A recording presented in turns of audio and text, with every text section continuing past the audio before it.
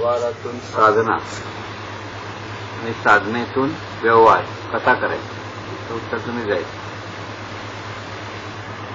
आपण साधना पण करतो आहोत आणि व्यवहार पण करतो आहोत. कसं करता येईल? साधना कशासाठी करायची? पहिला प्रश्न.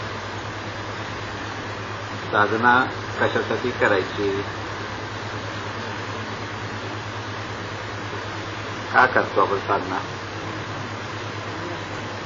मनःशांती, आहेची ओळख. आणखीन कोण सांगेल? साधना का करायची? अंतर्मनाचं शुद्धीकरण आणि मीपणा कमी होण्याचा आणि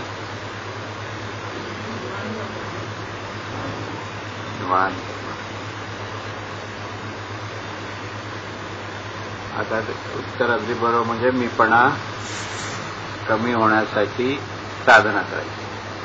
महत्वाचं काय? आपण साधना का करतो?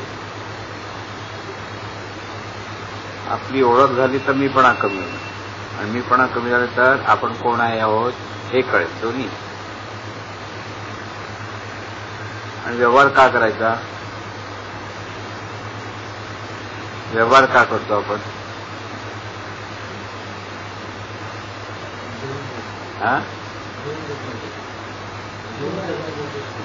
आता जेवण करण्यासाठी. तेही बरोबर. जेवणासाठीच व्यवहार करतो खरं. की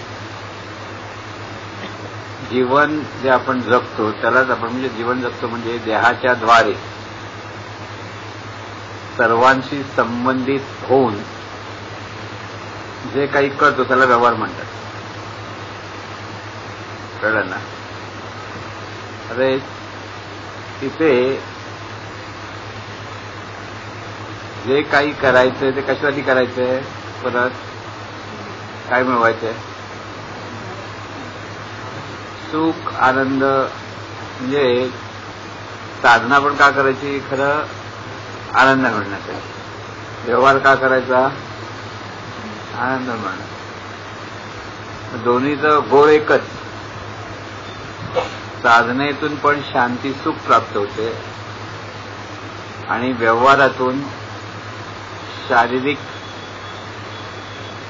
ज्या काही इच्छा आहेत, अपेक्षा आहेत त्या पूर्ण होतात. कळलं ना? शारीरिक अपेक्षा ते शारीरिक शरीराच्या अपेक्षेत. शारीरिक म्हणजे शरीराच्या अपेक्षेत सुख मिळवण्यासाठी जे आपण करतो त्याला आपण व्यवहार म्हणतो. आता दोघांची सांगड काय घालायची? दोघांनी दोन्ही ह्याच्यातून सुखच मिळवायचं आहे, दोन्ही ह्याच्यातून आनंदच मिळवायचा आहे. म्हणजे गोल एकच आहे. पण एक शरीराच्या अपेक्षेत काय कार्य करायचं आणि एक दुसरं म्हणजे मनाच्या अपेक्षेत नेमकं काय कार्य झालं पाहिजे हा भाग.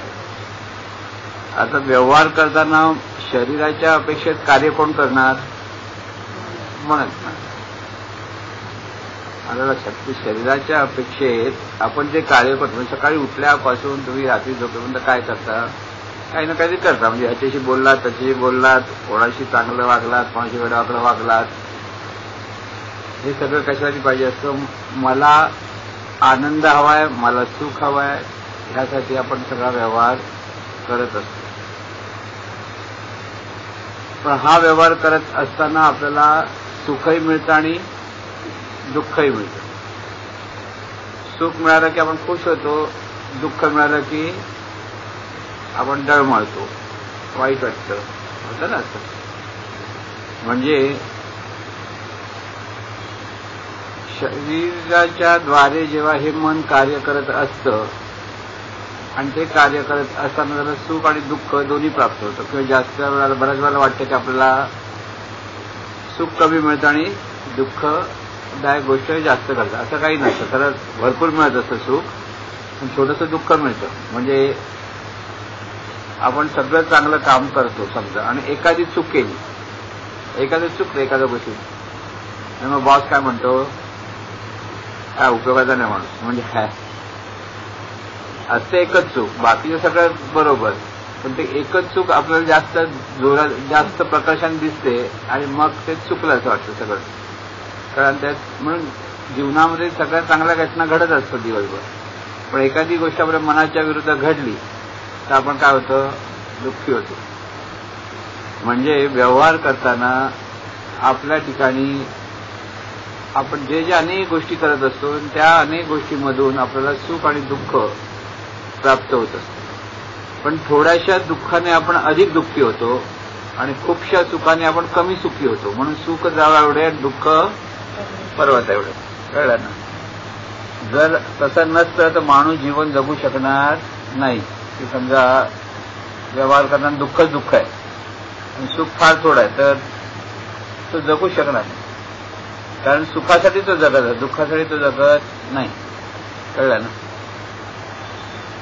काही वेळेला मनानेच तो स्वतः निराश होतो, मनानेच स्वतः तो दुःखी होतो, मनानेच इतरांबद्दल वेडेवाकडे कल्पना करतो, गैरसमज करून घेतो आणि त्याच्यातून तो सुखी आणि दुःखी होतो.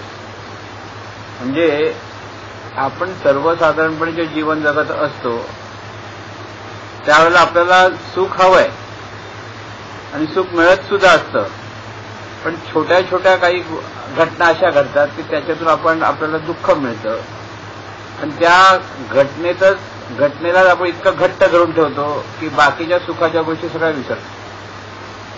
आणि दुःख, ते दुःखदायी घटना, त्या मनाच्या विरुद्ध घडलेल्या काही घटना त्या घट्ट धरून ठेवतो आणि त्यातच आपण गिरवत बसतो किंवा उगाळत बसतो बऱ्याच वेळा बघा. आणि त्यामुळे जीवनामध्ये व्यावहारिक जीवन जेव्हा आपण म्हणतो त्या व्यावहारिक जीवनामध्ये माणसाचं मन स्थिर नसतं, अस्थिर असतं. आणि त्या अस्थिरतेमुळे तो सुखी दुःखी होत असतो. परत त्या अस्थिरतेमुळे तो निराश होतो. काही लोकांना यश भरपूर मिळतं, पण छोटंसं काहीतरी एखादी घटना घडते, यश पण तो झाकावून टाकून अपयशातच काही गोष्टी झाल्या तिथे उघाडतो. हे असं का झालं, असं का झालं, असं का झालं. खरं म्हणजे ह्या मनाला स्थिरता प्राप्त करण्यासाठी साधना आहे. कळलं ना? आणि ही स्थिरता प्राप्त कधी होईल तर मनाच्या ठिकाणी असलेला जो मीपणा आहे तो जसजसा कमी होत जातो तसतसं मन अधिकाधिक स्थिर होतं, अधिकाधिक शांत होतं, अधिकाधिक निवांत होतं. आणि हे स्थिर आणि शांत आणि निवांत असलेलं मन व्यावहारिक जीवनामध्ये नेहमी स्थिर राहतं. तिथेही त्याला चांगल्या वाईट घटना तिकडेही घडणार. जे आपण सर्वसाधारण माणसं जी जीवन जगत असणार चांगल्या वाईट घटनेमध्ये जे सुखी दुःखी होत असतो, वरखाली आपलं सगळं जीवन होत असतं, तेच जर साधनेतून जर साधना परिपक्व असेल तर नुसतं एक थोडा वेळ साधना केली आणि झालं असं नाही. त्या साधनेतून मन शांत असलं पाहिजे, निवांत असलं पाहिजे, स्थिर असलं पाहिजे. आणि मग त्याच्या वाट्याला आलेल्या चांगल्या वाईट घटना तो स्थिर मनाने स्वीकारतो. तो दुःखाने कोसळून जात नाही आणि सुखाने हुरळून जात नाही. म्हणजे सुखाने हुरळूनही जायचं नाही आणि दुःखाने होरपळून जायचं नाही, दोन्ही ठिकाणचे लक्षात ठेवा. म्हणून हे स्थिर मन आहे, ह्या मनाला स्थिर करण्यासाठी किंवा जे स्थिर मन होण्यासाठी, मन शांत राहण्यासाठी, मन निवांत होण्यासाठी ह्या मनाला जी विशिष्ट पद्धतीने जे वळवायचं असतं त्याला आपण साधना म्हणतो. कळलं ना? म्हणून आपली जी खरी ओळख असं जे आपण मगाशी म्हटलं आपली ओळख झाली पाहिजे, मी कोण आहे हे कळलं पाहिजे. पण मी कोण आहे हे कळणं आणि आपण जे आहोत ती ओळख आपण आपल्या उराशी धरणं अशा दोन गोष्टी आहेत. आपण म्हणजे आता आपल्याला प्रत्येकाला सांगा तुम्ही अमुक अमुक आहात हो म्हटलं तरी आपण काही मनापासून स्वीकारलेलं नसतं. तर आपण काय म्हणतो प्रत्येक व्यक्ती ईश्वरी, दुसऱ्यांना ईश्वर म्हणू नका, स्वतः तरी आपण ईश्वर आहोत ते समजून घ्या. दुसरा हा ईश्वर कसला तो ईश्वर कसला तर मला त्याच्यात जाऊ दे. स्वतः आपल्या ठिकाणी ईश्वरी शक्ती आहे हे आपलं किती लोकांना पटलंय? अजून पटलेलं नाही. बरोबर तुम्ही म्हणता हो हो म्हणतो, हो म्हटलं की थोडा वेळ नंतर परत जे आपण आहोत ते म्हणजे ही ईश्वरी शक्ती आहे हे आतून कळलं पाहिजे, आकळलं पाहिजे. आतून आपल्याला हे स्मरण आपल्या लक्षात आलं पाहिजे, लक्षात घ्या. म्हणून ही खरी ओळख असं जेव्हा आपण म्हणतो, ती खरी ओळख म्हणजे ही ईश्वरत्व आहे. आता ईश्वर आहे म्हणजे परत काय आहे, असे अनेक प्रश्न आले पाहिजेत. नुसतं आपण साधना करतो म्हणजे काय करतो, तर एक म्हणजे साधना करत असताना जी प्रोसेस आहे, त्या साधना करत असताना प्रोसेसमध्ये या मनाला स्थिर करण्याची प्रोसेस जास्त असते. स्थिर केलं पाहिजे मनाला. स्थिर जोपर्यंत होणार नाही ना तोपर्यंत साधना होणार नाही. म्हणून मन नावाची ही शक्ती आहे. मी म्हणणारी कोण आहे, शक्ती. तर मग ईश्वर, देव हे सगळ्या उपाध्या आपण परत नंतर जोडतो. पण पहिलं एक मुळात काय लक्षात ठेवलं पाहिजे की शक्ती. आता शक्ती तरी आपल्याला मान्य आहे का, ईश्वर नाही पटत, पण शक्ती आहे असं म्हटलं तर ते पटतं. का पटतं, कारण ती शक्ती आहे कळतं. कळलं. म्हणून मनाच्या द्वारे विचार करतो तेव्हा ती विचार शक्ती, मनाच्या द्वारे कल्पना करतो ती कल्पना शक्ती, मनाच्या द्वारे धारणा करतो ती धारणा शक्ती, भावना धरतो ती भावना शक्ती. मनच भावना शक्ती होते, मनच धारणा शक्ती होते, मनच कल्पना शक्ती होते. म्हणजे हे मनच सतत जीवनामध्ये वेगळ्या वेगळे रूप धारण करत असते, लक्षात घ्या. आणि हे वेगळं वेगळं रूप धारण करत असताना मनाला जर ते स्थैर्य हवं, त्या स्थैर्य त्याला मिळत नाही, म्हणून ते वरखाली होतं. इथे मन सगळं काही करू शकतं, पण त्याला स्थिर कसं राहायचं ते कळत नाही. कुठेतरी स्थिर राहिलं पाहिजे ना. आता तुम्ही सतत जर पळत राहिलं का होईल, कुठेतरी थांबता आलं पाहिजे. थांबता आलं नाही तर आपण म्हणजे आपल्याला दुःख व्हायला लागतं. म्हणून स्थिर पण राहता आलं पाहिजे आणि पळता पण आलं पाहिजे. व्यवहार करायचा म्हणजे पळायचं आणि साधना करायची म्हणजे स्थिर बसायची, ही सांगड घालता आली पाहिजे. म्हणजे मनाला स्थिरही होता आलं पाहिजे आणि मनाने धावलं पण पाहिजे. नुसतं स्थिर बसलंय का तरी काय उपयोग नाही. व्यवहार कसा करणार, तुम्ही मला घरात आरामात बसतो, काहीच करायचं नाही आपल्याला, शांत बसतो. किती वेळ बसणार, थोडा वेळ. नंतर इकडे ते चुळबुळ सुरू होते, इकडे हे करूया का, ते करूया का, असं करूया का. तेवढं नाही झालं तर ह्यांनी असं केलं, त्याने तसं केलं, सगळं आठवायला लागतं आपल्याला. म्हणून साधनेतून मनाला वळवायचं असतं. मनाला आपण वळवतो आणि ह्या मनाकडे जी प्रचंड शक्ती आहे, ती शक्ती स्थिरत्व साधून ती शक्ती वाढवायची असते आणि त्या वाढलेल्या शक्तीतून व्यवहार पुन्हा करायचा असतो. म्हणून व्यवहारही करायचा आणि साधनाही आपल्याला व्यवस्थित जमली पाहिजे. म्हणून साधनेसाठी वेळ नाही असं ज्यावेळेला लोक म्हणतात, त्यावेळेला ते आपल्या स्वतःला एका बाजूने धोकाही देतात आणि दुसऱ्या बाजूने मनाला जे अनुभवायला पाहिजे असतं ते अनुभवण्यापासून लांब ठेवतात. त्यामुळे जोपर्यंत चांगलं चाललंय तोपर्यंत चांगलं आहे, जरासं वरखाली झालं की आपलं वरखाली व्हायला लागतं.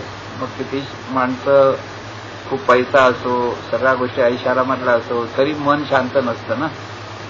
तरी माणसाला अशाही माणसाला दुःख का असतं की ते मन स्थिर नसतं. आणि त्यामुळे साधनेतून मनाला स्थिर करायचं, लक्षात ठेवायचं. ह्या साधनेतून मनाला स्थिर करण्यासाठी ती मनाला ती शक्ती आहे हे कळलं पाहिजे. ही मनशक्ती देहाच्या द्वारे प्रगट होते, म्हणजे देहाला कार्यरत करते. डोळ्यातून ती पाहते तेव्हा डोळ्याला कार्यरत करते, कानातून ती ऐकते तेव्हा कानाला कार्यरत करते, नाकातून गंध जाणते, श्वासोच्छ्वास करते त्या नाकाला कार्यरत करते, जिव्हेतून चाकते तेव्हा जिव्हेला कार्यरत करते, हातातून काम करते तेव्हा हाताला कार्यरत करते. म्हणजे ही जी शक्ती आहे, ही शक्ती सतत काहीतरी कार्यरत करायला लावते शरीराला. आता हे करत असताना त्या शक्तीला च्या ठिकाणी स्वतःचं स्थैर्य हवं असतं, स्वतःचं स्थिरता साधता आली पाहिजे. आणि ह्या मनाने जर ती स्थिरता साधली तर त्याच्यातून ती जे कार्य करेल ते अधिक अफाट पद्धतीनं करेल. तिथेही कार्यच व्हायला पाहिजे. असं काय नाही की मन स्थिर झालं की कार्य करायचं नाही असं नाही. मन स्थिर झाल्यानंतर अनेक पटीने चांगलं कार्य होतं. म्हणून कोणतंही कार्य करताना तुम्ही धावत पळत केलं तर काय होईल, काय तर चुकतं, काय पण शांतपणे म्हणून प्लॅनिंग करून करा असं पण म्हणतो. प्लॅनिंग करून करा म्हणजे तिथे काहीतरी थोडंसं मन स्थिर असतं, मग विचार करतं, मग कसं करायचं ठरवतं, त्याप्रमाणे ते करू शकतं, त्यामुळे चांगलं कार्य होतं. दुसरी गोष्ट असते की मन अतिशय स्थिर असेल, साधनेतून शांत असेल तर प्लॅनिंग शिवाय सुद्धा चांगलं कार्य करतं. तिथे प्लॅनिंग करायची आवश्यकता लागत नाही, तिथे सहज चांगलं कार्य होतं. कळलं मी काय म्हणतो? म्हणून महत्वाचं आहे ते आपल्या मनाला स्थिरता कशी प्राप्त होईल हे पाहता आलं. म्हणून मनाने स्वतःच्या ठिकाणी असलेल्या शक्तीची ओळख करून घ्यायची. ही ओळख करत असताना आपण देहापुरती संकुचित जो आपल्याकडे आहे मनाकडे, तो संकुचितपणा त्याने दूर केला पाहिजे. या मनाने स्वतःला व्यापकत्व प्राप्त करून घेतलं आलं पाहिजे. म्हणजे हे व्यापकत्व प्राप्त करून घेता येतं त्या मन अधिक स्थिर. व्यापकत्व म्हणजे हे मन सर्वत्र पाहताना, सर्वांशी संबंधित होताना सुद्धा तिथे आपलेपणाने राहतं, तेव्हा ते स्थिर असतं. आता तुम्ही जिथे तुमचे सगळे मित्र आहेत, ओळखीचे पाळखीचे, आणि तिथे तुम्ही जा गप्पा टप्पा एकदम खुश असता की नाही, पण तिथे एखादा माणूस न बोलणारा, तुम्हाला न आवडणार तिथे असेल तर तुमचं हसणं खेळणं बरोबर होणार नाही. तिथे त्या माणसाला बोलले तुमचा मूड खराब, परत तिकडे असलं की असं जेव्हा व्हायला लागलं की तुम्ही ही व्यक्तीचा चेहरा बघितला तुम्हाला नको आलं, म्हणजे तुमचंच तुम्ही स्वतःलाच संकुचित करून, म्हणजे मन स्वतःलाच संकुचित करून घेतं. आता हे आवडतं नावडतं, चांगलं वाईट कोणी ठरवलं? मनाने. काहीतरी एखाद्या घटनेमुळे, काहीतरी काही कल्पनेतून, सगळ्या गोष्टी ठरवतं. म्हणून ह्या मनाला हे कळलं पाहिजे की आपल्याला आनंदाने राहायचंय, सुखाने राहायचंय, शांती सुख अनुभवायचंय, मनाचं स्थैर्य साधायचंय.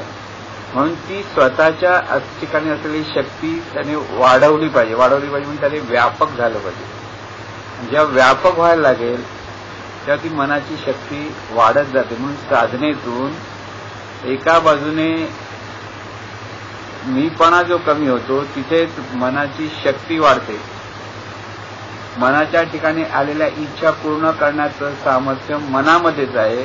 जेव्हा ते मन अधिक स्थिर होत जातं तेव्हा अस्थिर मनाच्या इच्छा पूर्ण होणार नाही.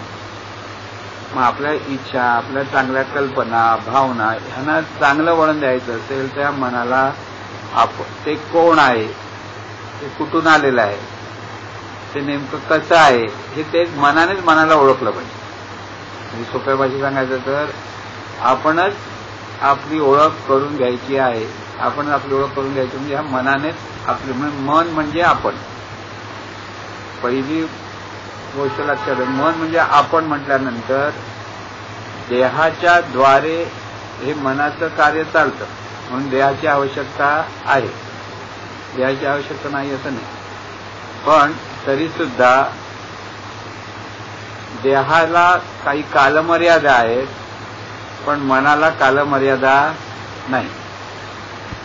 पण जोपर्यंत ते देहातून कार्य करतं तोपर्यंत त्याला कालमर्यादा आहे. म्हणजे मनालाही कालमर्यादा कोणामुळे आल्या? देहामुळे. म्हणून देह वाईट आहे नव्हे, देहाच्या द्वारे कार्य करताना ते देहाच्या जसं विमानात बसला तुम्ही तर विमानाच्या सगळ्या गोष्टी तुम्हाला प्राप्त झाल्या. काय? विमान उडायला लागलं तुम्ही उडायला लागला, उंचावर गेला तुम्ही. विमान खाली आलं की जमिनीवर तुम्ही पण जमिनीवर आला. त्यावेळेला तुम्हाला नाही मी आता वरती पण आकाशाला जाता येणार नाही, कॉन्फिडन्स थांबवलाय. म्हणजे जी उपाधी आपण स्वीकारली त्या उपाधीच्या अपेक्षेत मनाने कार्य केलंच पाहिजे. तिथे सगळे नियम शरीराचे सांभाळले पाहिजेत. हा पहिला नियम लक्षात ठेवला पाहिजे. स्थिर मनाने हे जेव्हा लक्षात घेता येतं की बाबा शरीराची एवढ्या मर्यादा नाही, मला आकाशात उडायचं आहे, कसं? असंच नाही होणार. तिथे नियम, शरीराचे नियम आहेत, शरीराच्या मर्यादा आहेत, त्या मर्यादेत तुम्हाला उडता येणार नाही. किती जरी तुम्ही पंख लावले, पूर्वीच्या काळी उडायचा प्रयत्न लोकांनी केला खूप. म्हणजे कडेवर, म्हणजे डोंगराच्या टोका, म्हणजे कडा असतो नाही डोंगराच्या टोकावर जायचं आणि उडायच्यासाठी पंख लावले असे बांधून आणि उडायला उडी मारली काय झालं, उडाले नाही, खाली बुडाले. कारण मर्यादा ना, शरीराच्या मर्यादा, कळलं ना. मग त्यासाठी मग विमानाची जी कल्पना त्याच्यातून आली, उडताना असं नाही उडतात तर विमानातून उडता येतं. तुम्ही विमानासाठी काही उपाधी जर प्राप्त झाली तर त्यात उडता येतं आणि त्यातून विमानाचा शोध लागला. म्हणजे हे विमानाचा शोध कोणी लावला? मनाने लावला.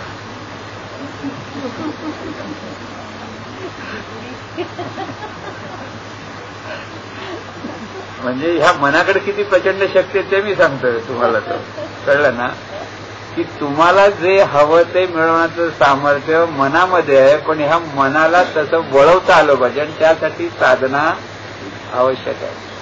मन स्थिर होण्यासाठी साधना आवश्यक आहे.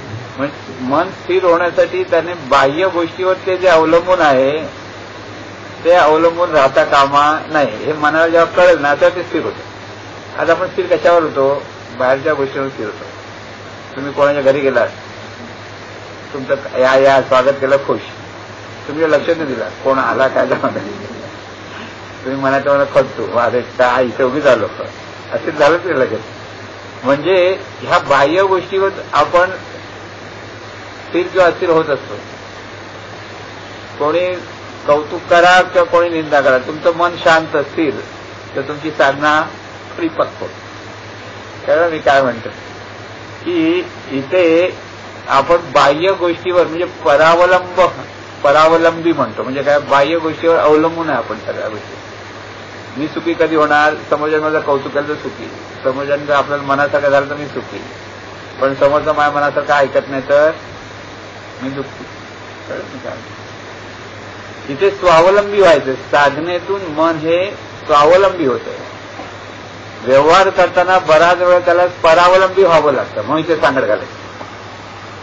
व्यवहार करताना बरोबर आहे, तुम्हाला आता भाजी हवी तर तुमच्या घरात आपोआप येणार नाही, तिथपर्यंत राहायला पाहिजे, त्या भाजीवाल्याबरोबर काय पैसे दिले पाहिजे, ते सगळं घ्यायला पाहिजे, सगळं येतं ना. पण मनाच्या ठिकाणी म्हणजे इथे परावलंबी व्यवहार करताना आपल्याला काही गोष्टी अवलंबून राहायचं. पण हे अवलंबून राहताना मनाने अस्थिर होता कामा नाही. 10 रुपयाची भाजी 15 रुपये सांगली, तुमचं डोकं वर खाली व्हायला, रे एवढी महाग कशी तुझी भाजी, 5 घातलं तर दुःखी व्हाल. पण आपलं जमतं तर घ्या, प्रेमाने जेवढं कमी करून घेता येईल तेवढं घ्या आणि घेऊन या. पण नाही, तुम्हाला 5 रुपयालाच द्यायला पाहिजे, तसं भांडत बसलं तर काय करणार? तोही चुकी नाही, तोही चुकी नाही. कळलं ना? इथे तडजोड करणं, सुवर्णमध्य साधणं, नेमकं लक्षात घेणं. बाबा आता त्या भाजीवाल्याला पण 2 रुपये मिळायला पाहिजेत हा विचार करणार. आपण तो नाही विचार करणार, मला काय मिळतं बघ, तुला काय मिळतं मला माहिती. म्हणून समोरच्याचा विचार करणं आणि आपलाही विचार करणं ह्याची सांगड घातलं की व्यवहार व्यवस्थित होतो. तिथे मन शांत राहतं, स्थिर राहतं. रिक्षावाल्याने 18 रुपये झालेत, 20 रुपये, 2 रुपये नाहीत मारे म्हणाल, देत नाही, तुम्ही तुझी वर खाली होतो, अरे 2 रुपये जाऊ देत असा विचार केला तर मन शांत राहतं. 2 रुपये काय मोठे नाहीत, पण 2 रुपयासाठी पण मारामारी करतात ना लोक, भांडण तंटे चालू असतात ना बरेच. आणि वरती मग या सगळ्या रिक्षावरून चरबी आली म्हणतो की नाही आपण. आता इथे 2 रुपयाची काय किंमत बघायला गेलं तर, पण तेवढ्यासाठी पण वाद घालतो. तुम्ही म्हणणार व्यवहार बघायला पाहिजे बरोबर, पण ते मर्यादा आहेत, कुठपर्यंत बघायच्या. बघायला म्हणजे आपल्याकडे आपली मिळकत ती व्यवस्थित काटेकोरपणे पाळण्यासाठी सगळ्या गोष्टी कशा सांभाळायच्या, इथे मन शांत आणि स्थिर पाहिजे. म्हणजे सगळीकडे बघायला लक्षात घ्या. साधना ही मन शांत आणि स्थिर होण्यासाठी. शांत होणं वेगळं आणि स्थिर होणं वेगळं, 2 गोष्टी वेगळ्या आहेत. स्थिर म्हणजे काय? कोणत्याही परिस्थितीत मन डगमगत नाही, हलत नाही, ते स्थिर. आणि शांत म्हणजे काय? ह्या मनाला कोणी काही केलं तरी ते शांत, स्मित हास्य. कोणासारखं उदाहरण बघायचं असेल तर सगळे देवांचे फोटो बघायचे, स्मित हास्य असतात. मूर्त्या कशा असतात? हसत असतात, रडत कोणच नसतं ना. कोणत्याच देवाची मूर्ती रडताना दाखवली आहे का? नाही, पुढे दिसत नाही. मन कसं स्मित, शांत, ते शांत मनाचं लक्षण आहे. तुमचं चेहरा हसत असेल, चेहऱ्यावर कसा त्रागाबिगा नसेल, तर तुमचं मन शांत आहे. काही गोष्टी झाल्या तरी मन वर खाली होत नाही, तर तुमचं मन खंबीर आहे. आता खंबीर पण झालं पाहिजे आणि शांत पण असलं पाहिजे, आणि त्यासाठी साधना करायची. आणि त्यामुळे ह्या मनाला आपल्या ठिकाणी असलेल्या दिव्यत्वाचा बोध घेता आला पाहिजे. पहिला तिथे दिव्यत्व आहे, ईश्वरच आहे. म्हणजे काय? तिथे दिव्यत्व आहे. म्हणजे प्रत्येक व्यक्ती ईश्वरी शक्ती असं जेव्हा आपण म्हणतो, ते प्रत्येक व्यक्तीच्या ठिकाणी ते दिव्यत्व आहे. प्रत्येक व्यक्ती ही शक्ती आहे. आपण व्यक्ती पाहतो, म्हणजे थोडक्यात कसं असतं, आपण देहरूप सोडायला तयार नसतो. मन स्वतःचं देहरूप सोडत नाही आणि समोरच्यालाही देहरूपातूनच पाहतो. आता मी तुम्हाला देहरूपातून बोलत नाही आणि तुम्हाला देहरूपातून पाहत नाही असं म्हणलं, तुम्हाला डोकं फिरलं. पण तसं झालं पाहिजे, तर तुमचं मन शांत राहील. आपण काय करतो, प्रत्येकाला देहरूपातून पाहतो की नाही. आता तुम्हाला मी सगळे ओळखतो कशातून? देहरूपात. तुम्ही मला कशातून पाहता? देहरूपात. पण जरी देहरूपातून मी तुम्हाला पाहतो, तरी आपल्याला सतत लक्षात आलं पाहिजे की देहरूपातून पाहणारी ही शक्ती आहे आणि समोर देहरूप दिसणारी सुद्धा शक्ती आहे. तेव्हा तिथे समत्व आहे. लक्षात मी काय म्हणतोय? प्रत्येक मन म्हणजे शक्ती आहे की नाही? ही मन शक्ती आहे म्हणजे काय? तिथे प्रत्येक ठिकाणी शक्ती हे मान्य करा, आधी स्वीकारा. या मनाला ही स्वीकारता येत नाही की मी म्हणणारी ही शक्ती आहे आणि समोर दिसणारी सुद्धा शक्ती आहे. आता बल्बमधून पडणारी विजेची शक्ती, पंख्यातून प्रकट होणारी विजेची शक्ती किंवा रेडिओमधून प्रकट होणारी विजेची शक्ती वेगळी आहे. सगळं शक्ती एकच शक्ती विविध तरी प्रकट आहे. तसं सगळी फक्त मानवी समाजाच्या बाबतीत जरी विचार केला तर, म्हणजे सगळ्या पशुपक्ष्यांच्या अपेक्षेत पण विचार करायला लागलो की सगळी शक्ती आहे. तर शक्ती म्हटल्यानंतर काय होतं? सगळे आपलेच. प्रत्येकाकडे जो आपलेपणा आहे ना, तो शक्ती रूपाने पाहता आला पाहिजे. ती सर्व शक्ती, जशी मी म्हणणारी शक्ती, मग मी म्हणणारी शक्ती आधी कळलं पाहिजे. मन ही शक्ती आहे याचा अर्थ मन मी म्हणतं, तेव्हा मन मी शक्ती आहे हे लक्षात आलं पाहिजे. मी शक्ती आहे म्हणून जेव्हा मी व्यवहार करतो तेव्हा स्थिर होतो, आणि मी व्यक्ती म्हणून जेव्हा मी व्यवहार करतो तेव्हा अस्थिर होतो. सांगडं घालायचे कळतं? इथे आपण अस्थिर कशावर होतो? व्यक्तित्वाच्या अंगाने अस्थिर होतो. म्हणजे मी देह, आणि या देहाच्या अपेक्षेत माझ्या भावना, देहाच्या अपेक्षेत माझी प्रतिष्ठा, देहाच्या अपेक्षेत मानपान, हे सगळं या देहाच्या अपेक्षेत म्हणून मी पाहत असतो. आणि समोर पण प्रत्येकाकडे देहाच्या अपेक्षेतच पाहतो. त्यावर ते व्यक्तीचा झगडा आहे. कळलं? प्रत्येक कोणाशी जुळतं, कोणाशी जुळत नाही. कुठे? व्यक्तिमत्वामध्ये झगडा आहे. त्याला व्यक्तिमत्व म्हणतात. तिथे शक्तिमत्वाकडे वळा, झगडा बाजू. साधना जी आहे ती शक्तिमत्व प्रगट झालं पाहिजे, व्यक्तिमत्व लोकलं पाहिजे. तेव्हा साधना परिपक्व होईल, तेव्हा साधना मन पूर्णपणे स्थिर होईल. आणि त्यासाठी आपल्याला हे सर्व जे आपण करतो, स्वयंस्मरण, याच्यातून काय करतो? ती शक्ती आहे कळलं पाहिजे. तर शक्तित्वाच्या अंगाने हे जेव्हा पाहायला लागतो त्याला ईश्वर तो म्हणतो. मग ईश्वर म्हटलं की आपल्याला वाटतं ईश्वर म्हणजे नेमका बोध येत नाही. ईश्वर म्हणजे शक्ती आहे. ही शक्ती आहे. या शक्तीला आपल्या शक्तित्वाचं भान आलं पाहिजे. म्हणजे साधनेमध्ये भाव आणि भान हा साधनेचा प्राण आहे असं जे आपण म्हणतो ना, ते तिथे आलं. तिथे साधनेचा प्राण भान आणि भाव आलं. भान काय? शक्तीने शक्तीचं भान घेणं, म्हणजे शक्ती आहे हे भानात राहणं. आणि हे शक्ती आहेत भानात राहताना तो भाव आला पाहिजे. तिथे दिव्यत्व आहे. कळलं? म्हणून जेव्हा दिव्यत्व आहे हे मनाच्या ठिकाणी सतत भान राहील तेव्हा ते इतकं स्थिर होईल मन की ते शक्तित्वाच्या अंगाने सगळे ते पाहायला लागते. त्याला त्यातली भीती राहत नाही किंवा मानपानाच्या ठिकाणी ते गुंतत नाही.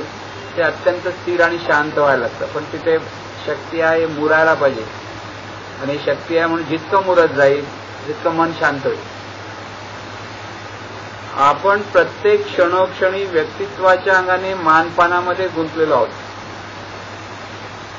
व्यवहार करताना कुठचाही व्यवहार बघा मानपानाच्या अंगाने गुंतलेलो आहोत. जराचं मानपानामध्ये पुढे मागे झालं की आपल्या ठिकाणी सुखदुःख निर्माण होतं. मानपानाचं अडकलेलं म्हणून मीपणा हा मानपानात अडकलेला. मीपणा म्हणजे काय? मानपान.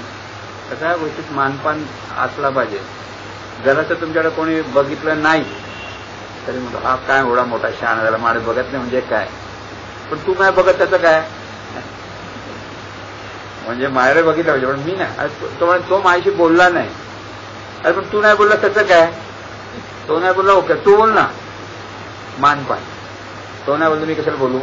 उलटा मला विचार. कारण व्यक्तिमत्वातून बाहेर पडता आलं पाहिजे आपल्याला. साधना ही व्यक्तिमत्वाच्या पलीकडे जायला शिकवते. जेव्हा तुम्ही पलीकडे जाल तेव्हा शक्तिमत्वाच्या अंगाने जेव्हा जीवन जगायला लागाल तर तुमचे व्यवहार सगळे व्यवस्थित व्हायला लागतात. तिथे जे काही करायचं आहे ते बहुजनांचा हिताचं कार्य ह्या शक्तीकडनं होतं. व्यापक होतं म्हणजे काय? मलाही सुख हवंय आणि समोरच्यालाही सुख हवंय. दोन्हीकडे आपल्याला सुखच हवंय. मलाही मान हवाय समोरच्यालाही मान हवाय. म्हणजे समोरच्याला सुख दिलं पाहिजे आपल्या वागण्यातून. समोरच्याला मान दिला पाहिजे आपल्या वागण्यातून. तो देतो की नाही त्याची वाट बघत बसू नका. तो काय करतो ह्याच्यात मी काय करेन हे परावलंबित्व झालं. मला काय करायचंय मी करून मोकळा झालो की आपलं स्वावलंबित्व झालं.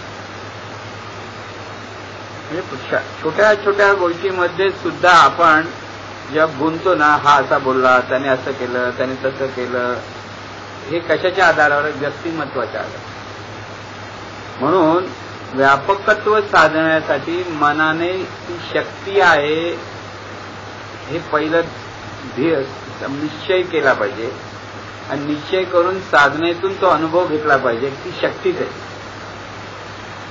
ती शक्तीच आहे हे तुम्ही अगदी स्वतःच्या ठिकाणी चेक करायला लागलात तरी तुम्हाला कळेल की आपल्याला विचार स्फुरतात हे काय आहे? शक्ती आहे. आपल्या ज्वारी अनेक गोष्टी कशा होतात ती शक्ती आहे. म्हणून अतिशय थकलेला जर माणूस असेल अतिशय दमला आहे पुढे धावत पळून आला आणि त्याला दमला आणि त्याला म्हणून आता चल आणखीन जर आपण फिरायला तो काय म्हणणार?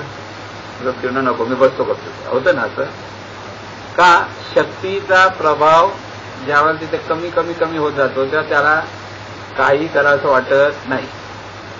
मनाला ज्यावेळेला तो आहे सगळं चांगलं शरीर घट्टकट्ट आहे पण मन जर निराश झालेलं असेल तर तिथे शक्तीचा अभाव होतो आणि त्यामुळे त्याच्यावरनं कार्य होत नाही. म्हणून मनाची शक्ती वाढली पाहिजे किंवा मन सतत शक्तीच्या अंगाने कार्यरत झालं पाहिजे हे शिकायचं आपण. सांगड काय करायची? व्यक्तिमत्वाच्या अंगाने जीवन जगणार म्हणजे तुम्हाला सगळे व्यक्ती म्हणून पाहणार पण तुम्ही कसं जगलं पाहिजे शक्ती म्हणून. ही सांगड घातली. ही त्याला आपण सोपा शब्द वापरला ईश्वरी शक्ती. प्रत्येक व्यक्ती ईश्वर आहे म्हणजे ती ईश्वरी शक्ती आहे. म्हणजे मी म्हणणारी शक्ती आहे. मी म्हणणारी शक्ती आहे. हे सतत स्मरण असलं पाहिजे कारण ह्या शक्तीमधूनच सगळं जीवन फुलतं. या शक्तीमुळे सगळं जीवन चाललेलं आहे सर्वत्र. म्हणून ही शक्ती आणि सर्वत्र शक्ती ह्या दोन्हीचं सतत स्मरण असलं पाहिजे की सर्व जे आहे ते काय शक्तीचं प्रगट रूप आहे. म्हणून तुम्हाला मुंगी दिसते ती काय आहे? ती शक्ती आहे. किंवा कशावरनं जसे तिला चिडवाण मांडीवर ठेवा असं बोट लावा ते काय करेल? शक्ती कशी आहे ते कळेल. म्हणजे चावल्यानंतर कशी वाटतं ना अरे एवढीशी मुंगी थोडं जोरात चावते असं वाटतं. मग रागाने तुम्ही अशी चिरडायला जाता परत तिला म्हणजे तुमची शक्ती दाखवला परत. पण तेच जर तुम्हाला ती चावू नये म्हणून ठेवली बाजू तर ती शक्ती बरोबर कार्यात होऊ शकते. मग ती शक्ती मान्य करता मुंगेपासून सामोरं घाल की ना तुम्ही. आता साप दिसला तर काय होतं, शक्ती आहे म्हणून समजलं लांब राहा. सावणाने एवढं दूर लांब राहिलं की बरं झालं. कळलं की नाही. की म्हणून ह्या प्रत्येक गोष्टीमध्ये शक्ती कशी आहे, प्रत्येक उपाधीतून ती शक्ती कशी प्रगट होते हे कळायला लागलं की विश्वाचं दर्शन झालं तुम्हाला. म्हणून साक्षात्कार व्हायचं तर काय कळलं पाहिजे, साक्षात्कार पाहिजे आपलं. असं आपण नाही म्हणतो ना. काय कळलं पाहिजे, आपण शक्ती आहोत. ह्या शरीराच्या द्वारे शक्तीचं प्रगटीकरण आहे. विश्वामध्ये सर्वत्र शक्तीचंच प्रगटीकरण आहे. इथे सहज भाव तयार झाला पाहिजे. सहजतेने ते पाहत आलं. शक्ती म्हणून जीवन जगता आलं की तिथे साक्षात्कार झाला. त्या शक्तीमध्ये म्हणजे ती शक्ती शांत राहील, निवांत राहील, समाधानी राहील, आनंदित राहील, सर्वांच्या हिताचं चिंतन करेल. कोणी निंदा करो किंवा कोणी स्तुती करो फरक पडणार नाही. कारण ते आपल्याला चिटकून घ्यायचं नसतं. व्यक्ती आपल्याला चिटकून घेते. आम्हाला असा बोलला. शक्ती काय करते, मला बिला काय नसतं. त्याला बोलायचं नाही बोललं. आपल्याला काय करायचं, आपण करायचं. करायचं चांगलं करायचं. आता उलट करायचं नाही. म्हणून साधना ही शक्ती, आपल्या ठिकाणी असलेली शक्ती प्रगट होण्यासाठी जो अभ्यास करतो त्याला आपण साधना म्हणतो. साधनेची सांगता म्हणजे ज्यावेळेला आपण जितकं त्या शक्तित्वाचा आलंब घ्यायला लागतो, म्हणजे ही मनाचा आलंब घ्यायला लागते, मनशक्तीचा आलंब घ्यायला लागते, तर ते मन स्थिर व्हायला लागतं. मन शांत होतं. त्याला त्याची ओळख व्हायला लागते. म्हणजे ओळख होणं महत्वाचं आहे ना. ओळख नसते म्हणून गोंधळ आहे. ओळख नसते म्हणजे जे आहे ते न समजता भलतंच काही समजतो ना आपण, त्याला गोंधळ होतो म्हणतो. म्हणजे समजा एखाद्या स्त्रीने आपण स्त्री नाही समजलं, आपण पुरुष आहे समजलं, तर काय होईल, गोंधळ होईल. बरोबर ना. बघा ना, साधे गोष्ट, एखादा पुरुष आहे उलटा बघा, तो आपल्या स्वतःला स्त्री समजतो, तर काय होईल, गोंधळ होईल. त्याचा व्यवहार त्याच्याकडनं होणार नाही. तसं शक्ती म्हणून जीवन जगत नाही तर तिथं गोंधळ होतो. ती व्यक्ती म्हणून जगायला लागली की व्यक्तिमत्वाच्या अंगाने सगळं तिच्या जीवनात गोंधळ निर्माण होतो. म्हणून आपल्याला तो जो शब्द वापरलाय पारंपरिक म्हणजे ईश्वरी शक्ती, तुम्ही त्याला ईश्वर म्हणा, परमेश्वर म्हणा, काही म्हणू नका, पण ती शक्ती आहे म्हणा, तरी तुमचं मन स्थिर आणि शांत राहतं.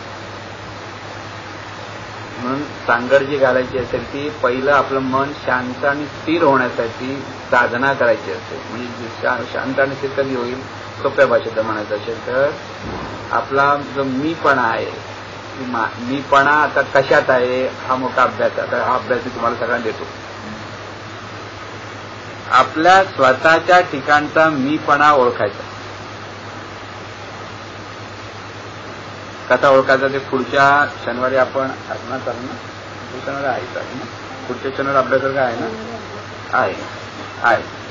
पुढच्या शनिवारपर्यंत तुम्ही सगळ्यांनी आपला स्वतःचाच मीपणा ओळखायचा. म्हणजे लिहून आणायचा. नुसतं ओळखायचं, हो ओळखला म्हणून सांगू उपयोग नाही. प्रत्येकाने उद्यापासून काय घरी गेल्यावर सुरू करायचं. सकाळी उठल्यापासून उठलात, कोण उठलं, लक्षात घ्या, कोण उठलं, मी उठलो म्हटलं, मी म्हणजे कोण, मी अमुक म्हटलं तर ते व्यक्ती झाली. पण तिथे लिहायचं, तिथे मी पण आला. कळलं. शक्ती उठली, मी पण नाही. मला चहा हवा, कोणाला हवा,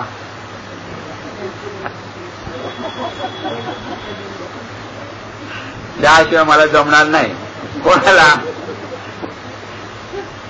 आता बघा, आता गंमत होत. आता हे सांगा, मला चहा हवा, कोणाला हवा,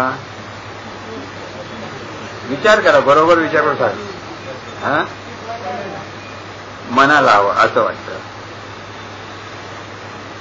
आता मला चहा हवा असं जेव्हा तेव्हा तुम्ही काय करतात, या आवड कोणाला आहे, मनाला आवड आहे. मग मनाने त्या आवडीतून स्वतःला त्या आवडीपुरती घट्ट धरून ठेवलं. बरोबर. मग त्या मनाने चहा प्यायचा की न प्यायचा,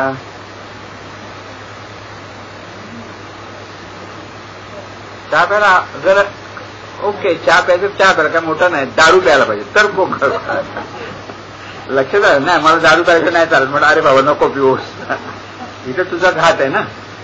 म्हणजे आता चहा काय वाईट नाही, चांगली नाही असं काय नाही, ओके ते तिथे आलं. पण इथे मला चहा हवा, ही जी आवड आहे ना, ही आपल्या शरीराच्या पेशींना आवड आहे. एक लक्षात घ्या, घशातून ज्यावेळेस चहाचा घोट जातो ते बरं कुठे वाटतं म्हणतात, पेशींना बरं वाटतं. पहिलं पेशींमध्ये ती आवड आहे आणि मनामध्ये आवड आहे, दोन्ही आवड आहे दोन्हीकडे. दारूची आवड सुद्धा नुसती मनाला नसते तर शरीरातल्या पेशींना सुद्धा आले, कारण पेशी पण तेवढ्या जिवंत आहेत. आवड आपण जी म्हणतो ना, त्या शरीराच्या पेशींना आवड असते आणि मनाला, दोघं एकत्र असतात त्यावेळेला. म्हणून चहा हवी असं सकाळच्या ज्यावेळेस ज्यांना तल्लप असते त्या चहा प्यायल्याशिवाय बरं वाटणार नाही असं होतं ना. तेव्हा ते शरीराच्या पेशींनाही तितकीच आस असते, म्हणून त्याही खालत असतात. भूक कोणाला लागते? पेशींना भूक लागते, मनाला भूक लागत नाही.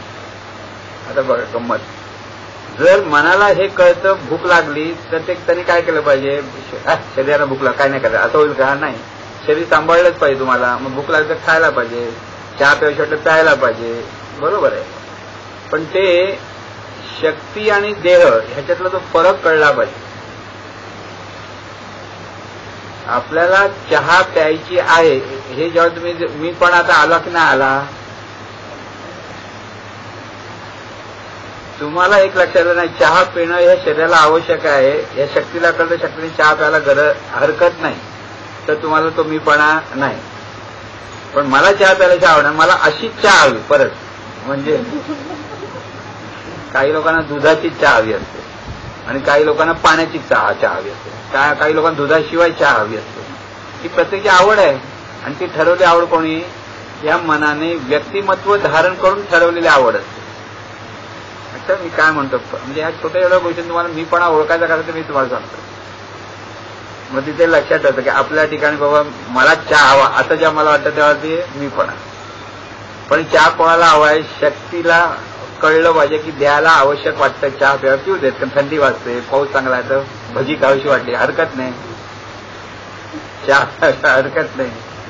इथे मीपणा म्हणजे व्यक्तिमत्वाच्या अंगाने तुम्ही काय जाणता आणि शक्तिमत्वाच्या अंगाने कसं जाणता हे कळा. म्हणजे सांगड कशी घालायचं मी तुम्हाला सांगतो, हे जेव्हा कळायला लागेल ना, तिथं मीपण आहे, इथे शक्ती पण आहे, असं जरी कळायला लागलं तरी तुम्हाला त्याचा फरक आहे. म्हणून नुसतं मीपणा पण आपण फक्त काठी बडवतो, दुसऱ्याचा मीपणा असा आहे, दुसरा तिसऱ्याचा असा आहे, तो आहे हेच सांगतो आपण ना. तसं नको. माझ्या ठिकाणी मीपणा आहे का ते बघायला, म्हणजे सकाळी उठल्यापासून रात्री झोपेपर्यंत कागद घ्यायचा, शांतपणे काय काय केलं ते लक्षात घ्या. म्हणजे मीपणा कुठे येतो आपल्याकडे आणि मीपणा येऊ नये म्हणून काय करायचं हे आपण डोक्यामध्ये प्रकाश पडायला लागेल. आपण ते मीपणाकडे फक्त बोलतो मीपणा, बाकी मीपणा कसा हे लक्षात घेत नाही. मग मीपणा कमी करण्यासाठी मीपणा म्हणजे काय हे आधी कळलं पाहिजे आपल्याकडे. इथे खरोखर मीपणा आहे का? आता एखाद्या म्हणून ती संन्यासाची गोष्ट मागच्या मी सांगितली. संन्यासी एका सावकाराच्या घरी गेला, म्हणजे घरी गेला सावकाराने बोलवलं, आमंत्रण केलं, संन्यासी होता तो. संन्यासी घरी गेला, म्हणजे त्यांच्या घरी स्वागत केलं, म्हणजे त्याला विचारलं माझे जेवण कसं. त्याला वाटलं की साधं सुद्धा जेवण नाही, मस्त पंचपक्वानं जेवण करा, श्रीखंड कर, हे कर, ते कर. माशे म्हणतो हा तर संन्यासी का कोण आहे, सगळं पंचपक्वानं हवी त्याला. पण त्याने स्वागत अतिथी म्हटलं की त्याला दिलं खायला प्यायला. मग माझे झोपायला चांगलं, कुठे झोपायला तुम्ही कसे झोपणार, म्हणजे त्याला पूर्वीचे लोक त्या ह्याच्यावर ना व्याघ्र काय म्हणतात, व्याघ्र चर्म किंवा हरणाच्या जी कातडी त्याच्यावर झोपायचे ना. नाही मस्त की मोमो गादी बिदी ठेव सांगायचे. हा म्हणतो हा मनत पण ह्याच्या आला रे, हा खरोखर काय संन्यासी दिसत ना, हा काय ढोंगी दिसतोय. पण तरी पण त्याला बोलायला भीती वाटली, कारण त्याचे घाबरतात सुद्धा. म्हणजे सगळं खायला प्यायला चांगलं हवं असतं, सगळे गादी मस्त पाहिजे, सगळे कपडे बिपडे पण हा चांगले आहेत, कपडे चांगले मागून घेतले, चांगले कपडे घातले त्याच्या हिशोबाने. 2-3 दिवस असं झालं. 3 दिवस ते सावकाराच्या मनामध्ये घालमेल व्हायला लागले की हा काय संन्यासी. कारण आता पण त्याकडे जे संन्यासी आहे ते अगदी साधे राहणं, थोडंसं खाणं, हा मस्त की जेवण खाणं करून सगळे हसत खेळत आनंदाने सगळं बोलत चालत राहिला होता. मग एकदा मग 3-4 दिवसानंतर संन्यासी म्हणून चला शेटजी आपण आता देवळात जाऊया. तर चला म्हणाले. तर त्यांनी शेटजीने त्याला चांगली मोठी चांगली शाल दिली चांगली अगदी म्हणजे महागाची, आणि त्याचं स्वागत म्हणजे आता जाणारच म्हणून ना, देवळात जाणं म्हणजे आता परत येणार असं वाटलं त्याला, म्हणून चला म्हणाला. म्हणजे जाताना जो आपण निरोप देतो तर बाबा आता बस झालं, तर ते आपल्या कपाशामध्ये दिलं तर अगदी चांगला भरजरी शाल बिल घेऊन तो कसं जाय चालत नाही ना, गाडीतून जाऊया म्हणाले. हा माणूस आहे का कोण आहे म्हणे, कसला हा संन्यासी, असं सतत त्यांच्या मनात येत होतं. तर तिथे देवळाकडे गेल्या, देवळाकडे सकाळची थंड हवा होती सगळी. तर तिथे एक म्हातारी अशी कुडकुड होती गरीब बिचारी, भिक्षा मागणारी. तर तिथून जाताना शेठजी त्याच्यावर बघत होता, ह्याने काय केलं, स्वतःची चादर ती शाल करून, अरे हो ती महागाची शाल आहे म्हणाले, हिला मी दुसरी शाल आणून देतो म्हणाली, तुमच्याकडे किती. त्याने काय लक्षाने दिलं महाग हे घातलं. तिथे आणखीन पुढे गेला तर जे आपल्या अंगाचे कपडे किंवा जे होते ते कोणाकोणा देत सुटला. असं करून तर देवळाचं दर्शन घेऊन दोघे परत निघाले. तर म्हणून आता शेठजी म्हणून आता काय करायचं, चल आपण आता चालत फिरायला जाऊया, कुठे जाऊया आता महिनाभर अशा फिरूया आपण, काय करा. तर त्यावेळेस शेठजी अरे बापरे ह्याच्यावर कुठे जाणार अशा अवस्थेत. तर नाही माझा धंदा पाणी आहे, मला व्यवहार आहे. तर तुम्हाला असं ओके जातो तिथे, मी चालला, आणि हा सहज परत निघून गेला. काय झालं, जे मिळालंय जे आहे त्याचं सतत स्वागत करा, हे नको ते नको करत राहू नका. खरं मन कुठे स्थिर होतं, तर मन शांत स्थिर होतं. चांगलं मिळालं खायचं नाही प्यायचं असं नाही, सगळ्याचा उपभोग घ्या, पण मन स्थिर असलं पाहिजे. शक्ती जेव्हा द्यावं वाटलं तेव्हा देऊन मोकळा झाला, काही त्याला भीती वाटली नाही की हे काय आता माझं कसं होईल याचा विचार नव्हता. सहजपणे निघून पण गेला सगळं सोडून, म्हणजे तो खरा संन्यासी होता. कळलं मी काय म्हणतो, नुसतं हे नको ते नको करून असं तसं आपण आपल्या व्यवहारामध्ये राहिलं पाहिजे. व्यवहार करताना सगळे मनासारख्या सगळ्या गोष्टी घडणार असं समजू नका, पण मनासारखं घडण्यासाठी शक्ती अधिक प्रबळ करा, मनासारखं. दोन्ही बाजूने सांगतात की जो अभ्यास आहे जो आपल्याला करायचा, तो अभ्यास हा साधनेतून असा झाला पाहिजे की शक्ती इतकी प्रचंड वाढली पाहिजे मनाची की तिथे तुम्हाला अनुकूल घटना आपोआप घडतील, पण नाही घडल्या म्हणून तुम्हाला दुःख करण्याची गरज नाही. तिथे मन तितकंच स्थिर राहिलं पाहिजे, शांत झालं पाहिजे. म्हणून सगळ्याच गोष्टी तुमच्या मनासारख्या होतील असं समजायचं नाही, पण सगळ्या गोष्टी मनासारख्या झाल्या म्हणून खुश पण व्हायचं नाही, होरळून जाऊ नका, आणि नाही झालं म्हणून होरपळून जाऊ नका. दोन्ही गोष्टी तिथे मन स्थिर असलं पाहिजे. प्रत्येक गोष्ट स्वीकारा, प्रत्येक परिस्थिती स्वीकारा, प्रत्येक व्यक्तीला स्वीकारा. प्रत्येक जीवनामध्ये जो जो क्षण येतो तो स्वीकारच जायचा. प्रत्येक क्षण आणि प्रत्येक माणूस नवा म्हणून पहा. आपण काय बघतो, ओळखीचा बघतो, पूर्वी घडलेल्या घटना त्याच्या बाबतीत त्या सगळ्या बरोबर आठवतो ना. समोरचा माणूस दिसला, बऱ्याच दिवसांनी दिसला तरी काय होतं, पहिलं त्याच्याबद्दल काय काय आपलं बोलणं चालणं झालेलं आहे, म्हणजे चुकीच्या चांगल्या प्रेमाच्या माझ्या गोष्टी नाही, त्या सगळ्या आठवतो. म्हणजे काय, जुनंच आठवतं, नवीन आठवत नाही. म्हणून जुनंच आठवतं म्हणून दुःखी होतं. रोज भेटणारा माणूस, म्हणजे आता समजा आपण घरात आहे, नवरा बायको मुलं बिलं सगळं रोज भेटतो. रोज भेटल्यानंतर काय होतं, रोजच भेटतो, काय फरक पडतो. पण रोज ते नवीन आहे हे बघतो का आपण. रोज तुम्ही ज्या माणसाला बघतो तो नवीन असतो, पण तो नवीन आहे म्हणून पाहायला लागला तर आनंद व्हायला पाहिजे. रोज ह्यालाच बघतोय, काय करायचं, काय नाही, रोज तर रोज बघतो, काय बोलायचं असं वाटतं ना. पण रोज नवीन आहे म्हणून जर पाहायला लागला तर तिथे तुम्ही आनंदात राहायला लागला. म्हणून आनंदात राहा. प्रत्येक क्षणोक्षणी हे सगळं विश्व जे जे दिसतं ते नित्य नूतन आहे, नवीन नवीन होत असतं. मग कळी आहे त्याचं गुलाबाचं फुल उगवतं की नाही, त्या आनंद होतो, फक्त तेवढंच कळतं. पण जरी गुलाब नाही आला तरी गुलाबाच्या झाडाला बघून आनंद व्हायला पाहिजे का, रोज ते नवीन होतं म्हणून. प्रत्येक व्यक्ती नवीन आहे, प्रत्येक ठिकाणी सगळं जे आहे ते सतत नवीन नवीन होत असतं, नवीन नवीन घडत असतं. आणि ह्या पद्धतीने जर तुम्ही विश्वाकडे पाहायला लागलात तर तो सगळ्या शक्तीचा प्रभाव असतो. नित्य नूतनता हा त्या शक्तीचा प्रभाव आहे, शक्तीचा स्वभाव आहे. म्हणून काल आपण जे होतो ते कालच्या गोष्टी आठवत बसू नका. वाईट चांगल्या गोष्टी आठवायला हरकत नाही. काल असं झालं, माझ्या जीवनात असं झालं, असं आपण कशाच्या बाबतीत दुःखाच्या गोष्टी भरपूर सांगतो. म्हणजे सुखसंवाद करायला गेला तर काय होतं, पहिल्या दुःखाच्या गोष्टी सांगत सुटतो, कळतं ना. म्हणजे काय करतो, परत ते सोडत नाही. चांगलं काय झालं, चांगलं काय घडलं हे जेव्हा आपण सांगायला लागतो तेव्हा नित्य नूतनता असतं.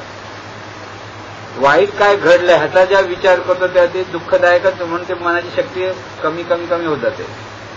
जेव्हा सतत चांगलं घडून प्रत्येक क्षण आपल्याला आनंदाने जगता येणं म्हणजे वर्तमानात राहणं. म्हणून वर्तमानात राहायला पाहिजे, म्हणजे साधनेतून वर्तमानात राहता आलं पाहिजे असं म्हटलं.